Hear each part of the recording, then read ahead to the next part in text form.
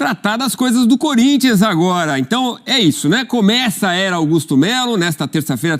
Então, a cara é que Augusto Melo vai trazer, anunciar o esperado pacotão. É isso, Berton? Bom ano novo pra você, meu parceiro. Tudo bem, Edu? Feliz 2024 para você, o Jean, ao Antero, ao Fã de Esportes. Pois é, o presidente do Corinthians tomou posse, o Augusto Melo, ele prometeu e está cumprindo, né? O Corinthians está muito agressivo no mercado, essa era uma promessa realmente do presidente do Corinthians, e ele está cumprindo com essa promessa. A gente viu aí, né? O Corinthians perdeu muitos jogadores, é verdade, com contrato que se encerraram em dezembro, mas veio forte e muitos anúncios já devem acontecer agora mesmo em janeiro, né? Ele falou agora, a gente colocou ele dizendo que até o final de janeiro quer ter esse time montado. E esse investimento, por enquanto, batendo a casa dos 115 milhões de reais. Quer dizer, um investimento muito agressivo realmente no Corinthians. Você falou aí na reportagem, né? A compra do Lucas Veríssimo, por exemplo, ele talvez seja o jogador que o Corinthians mais tenha gastado para manter esse jogador no elenco, né? Foram 8 milhões de euros, aí aproximadamente 43 milhões de reais. O zagueiro que confirmou, né, pela passagem dele no Corinthians, o Corinthians quis manter esse jogador. Mas o Félix Torres, mais 26 milhões e meio de reais aproximadamente. O Ranieri, que veio do Cuiabá, 13 milhões e 400 mil reais. Para manter o Michael dentro dessas cifras que a gente está falando, até não foi tanto. O Michael ficou em aproximadamente 2 milhões e 700. Mas o Corinthians foi nesse mercado, está investindo bastante dinheiro e ainda não para por aí, né? Busca também mais atacantes para compor esse grupo. A gente sabe que tem conversas adiantadas, por exemplo, com o lateral esquerdo, o Hugo, o Diego Palácio, que você falou aí também, é um jogador que o Corinthians conversa, pode chegar também nesse elenco, pode ser anunciado. Quer dizer, o Corinthians está indo forte no mercado, está remontando o seu elenco e não está poupando esforços, nem físicos para ir atrás de jogadores, mas muito menos financeiros, que o Corinthians está gastando bastante nesse mercado para montar um bom time para 2024, Edu. Legal, Berton. Daqui a pouco a gente conversa mais, meu amigo. Olha, ô Jean, eu queria tratar... Primeiro, vamos lembrar do Moscardo, que muita gente já dava a saída do garoto como certa, né? Para o Paris Saint-Germain, mas ele teve uma contusão, vai passar por operação. Então, essa negociação com o PSG fica para o meio do ano. Ele deve voltar a jogar ali para abril, maio, deve ficar 3 meses afastado, expectativa até do próprio jogador, né? E, então, é um cara que não dá para contar como saída. Mas outros jogadores importantes, como a gente destacou, saíram do Corinthians, outros chegaram. Essas peças que chegam repõem ali as perdas? Eu acho que está muito prematuro para a gente dizer... Na verdade, o Corinthians, se a gente contar a saída do Moscardo, já perdeu 9 jogadores, pode perder 11, 12, contratou 6. Quer dizer, então, numericamente, a resposta é não. Mas, evidentemente, acho que o Corinthians precisava de uma reformulação, né? Precisava de uma mudança, precisava rejuvenescer também o seu elenco, foi uma questão que a gente falou muito durante o ano passado. Então, acho que o Corinthians começa a fazer um trabalho de reposição.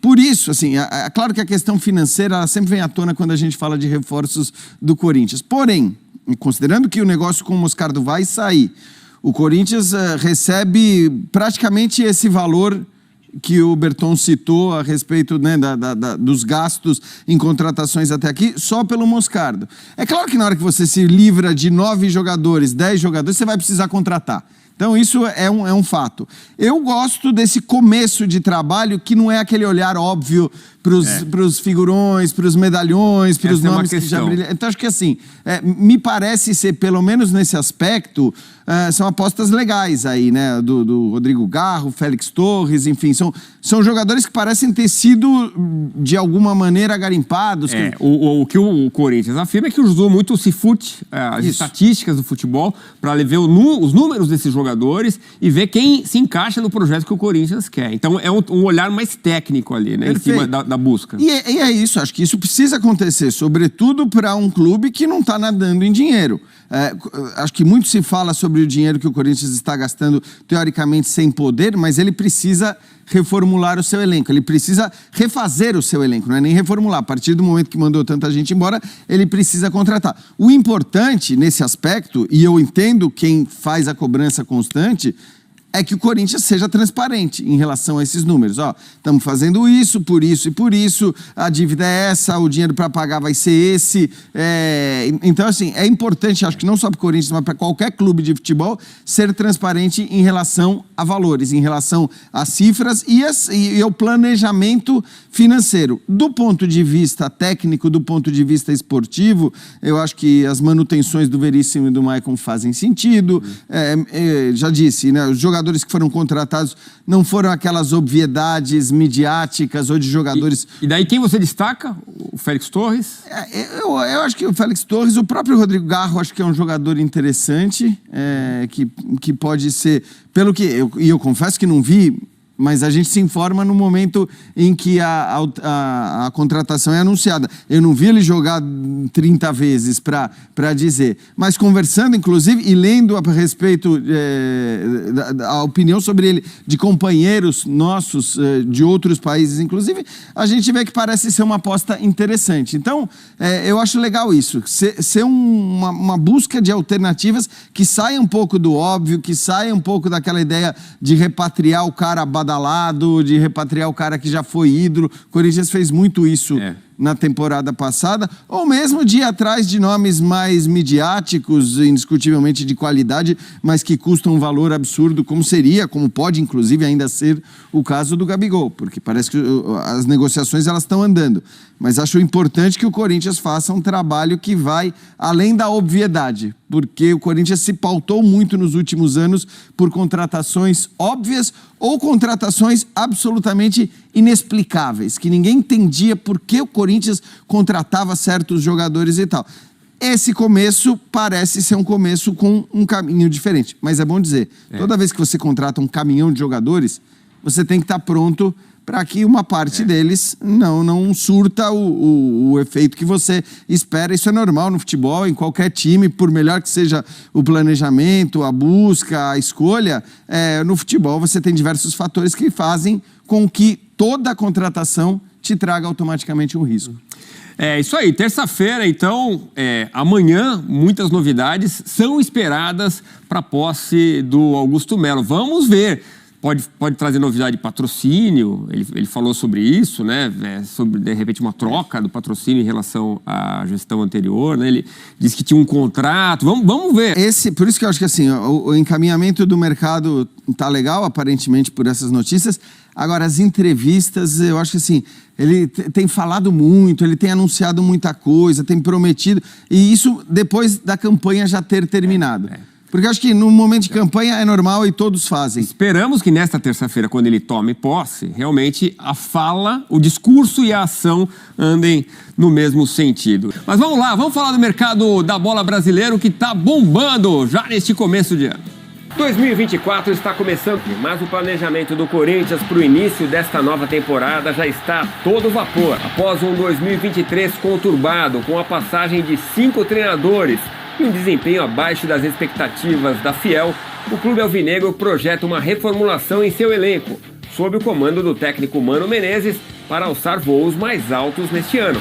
O primeiro passo dessa renovação no plantel passou pela saída de jogadores que tiveram seus contratos expirados em dezembro, muitos deles com vasta história no timão. Bruno Mendes, Cantilho, Gil, Juliano e Renato Augusto, além da aposentadoria de Fábio Santos, abriram espaço para a chegada de novas caras no clube do Parque São Jorge. No sistema defensivo, a dupla Félix Torres e Diego Palacios deve chegar. Além deles, o lateral Hugo, que defendeu o Goiás no último Brasileirão, também vestirá a camisa alvinegra. Passando para o meio-campo, o volante Ranielli, ex-Cuiabá, e o meio argentino Rodrigo Garro, vindo do Tajeres, são outros dois nomes que já são tratados internamente como reforços certos. Além dessas negociações, a diretoria alvinegra conseguiu assegurar a compra de Lucas Veríssimo, do Benfica, e a extensão do empréstimo de Maicon, junto ao Shakhtar Donetsk. A nova diretoria segue trabalhando nos bastidores para tentar a vinda de mais atletas. O fato é que o anúncio oficial de outras contratações acontecerá somente após 2 de janeiro, quando o novo presidente do Timão, Augusto Melo, tomar posse, e poderá então bater o martelo para a chegada de reforços, segundo o próprio mandatário. A gente está montando um time com um planejamento dentro do que nos foi passado pela comissão. É claro que se vai dar certo, é uma consequência. Por isso que nós estamos pontuando o máximo possível para que a gente não possa errar. Dentro da filosofia que nós planejamos para 2024, nós estamos buscando as peças certas. Por isso que nós não estamos... Senão já era para a gente ter montado já 3 times. Se fosse... Mas tem um limite para o final dessa montagem? Pelo menos tem um básico? limite, tem um limite até o final de janeiro, se Deus quiser. Tem um limite, até o final de janeiro a gente já tem que estar com uma grande equipe montada. Até lá, a fiel torcida acompanha de perto as movimentações